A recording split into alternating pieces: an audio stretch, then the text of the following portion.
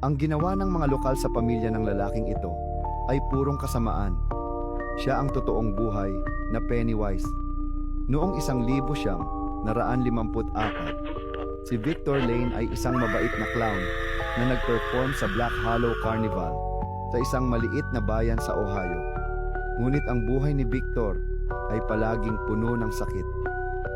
Bilang isang bata, nawalan siya ng pamilya sa isang misteryosong sunog na sumira sa kanilang bahay.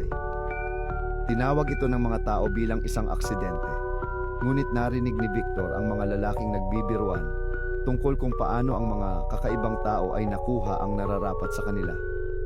Sa kabila ng kanyang mga peklat, naging clown si Victor upang magbigay saya sa iba. Ngunit hindi siya tinanggap ng Black Hollow. Tinawag siyang Creepy Smiley at nagkalat ng mga chismis sa likod ng kanyang mga likod. Isang gabing Oktubre, isang grupo ng mga batang lalaki sa carnival ang nagpasya na pahiyain si Victor.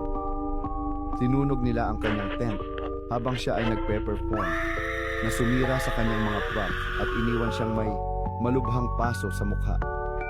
Nagtawanan ang mga tao habang si Victor ay dumaan papunta sa kagubatan. Ang kanyang kasuotan ay punit-punit. Matapos ang gabing iyon, nagbago ang bayan. Nagsimulang mawala ng mga bata. Ang mga magulang ay makakakita ng mga pulang lobo na nakatali sa kanilang mga pinto o mga lobo na hayop sa kanilang mga porche. Nawala ang anak ng alkalde matapos magkaroon ng lobo sa kanyang mailbox. May ilan na nagsabing nakita nila ang anino ni Victor sa kagubatan.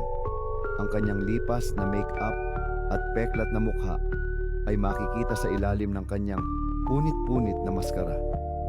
Nakakita ang isang search party ng isang kubo malalim sa kagubatan na may mga lumang carnival props, nasirang mga larawan ng pamilya, at isang salamin na may ukit na mga salitang, "Sino ang natatawa ngayon?"